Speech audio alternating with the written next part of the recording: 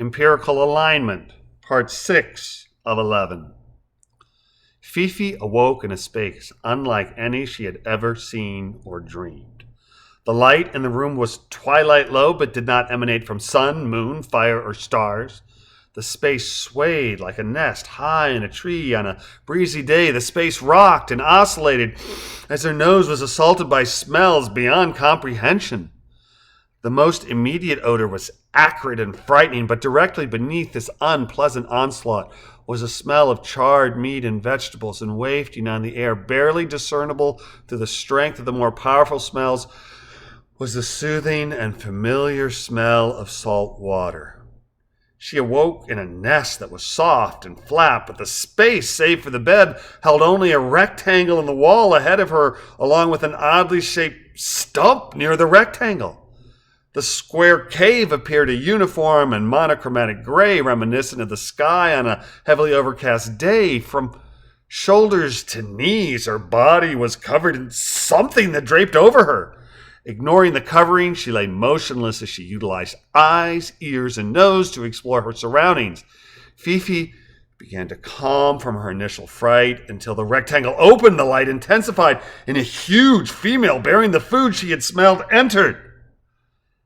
Dozen generations of isolation had warped and twisted the language spoken by Fifi and the aborigines that lived in the land that had once borne the name Asheville, but her captors possessed an excellent grounding in English, that once ubiquitous lingua franca, and they combined that grounding with the knowledge they had gleaned during the 24 hours of contact with the 4 burly sentries. Constant computer sifting of what had been spoken and recorded allowed for immediate communication between Fifi and crew member Zhang Min of the Faxion. "Good morning. I bring food," Zhang Min said calmly as she ignored the startled grunt her appearance had elicited in Fifi. Zhang Min closed the door behind her and added, "My name is Zhang Min. Are you well?" Fifi, her fight or flight response fully engaged, scrambled from her prone position and crouched low on her bunk, her back pressed against the wall. Rather than speak, she emitted high-pitched grunts in an attempt to scare off the imminent threat. "Don't be frightened.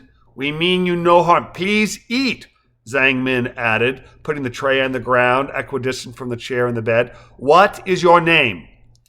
Fifi, ever hungry, was torn between responding to this huge intruder who had an overwhelming scent of the sweetness of flowers and a tincture similar to the acrid ones in the air. She grunted again, beating her tiny fists against her small breast. "You must be hungry. Please eat," Zhang Min said, gesturing toward the food. Fifi, watchful eyes ever on the stranger, exited the bed and again beat her chest.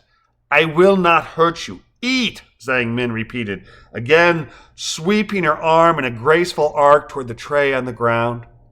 Hunger, that omnipresent gnawing in Fifi's belly, overcame caution as she scrambled to the tray, grabbed it, and brought the food back to her bunk, which she crouched next to so that the bed afforded some protective barrier between herself and the huge, strange woman. "I am sorry if we have frightened you. We mean you no harm," Zhang Min said as Fifi ravenously ate the food before her, eyes never straying from her captors for longer than a millisecond. "What is your name, child?" "Fifi," Fifi declared, spitting food as she did so. "Where am I? Where are Humphrey, Fegan, Mike, Fabian?" "Your friends are back with your tribe. They are safe. My friends, Wang Yi Ying and Li Kuang, were returning Humphrey to you when you startled them. I hope they did not hurt you." "Humphrey is back with Greybeard? They are not hurt?" "No, they are not hurt. They were frightened at first, but we fed them, talked to them, and returned them to your people as we planned to do with you." "Why?" "We wish to know you, to help you, and to have you know us. We come from a land far away." "Where am I?" "On a great ship that sails the sea. Eat, and I will show it to you if you would like." "I would like," Fifi replied, nodding her head minutely as she licked the plate to remove the smallest trace of food. "There's more food when you are ready," Zhang Min said. "Would you like to see the ship?"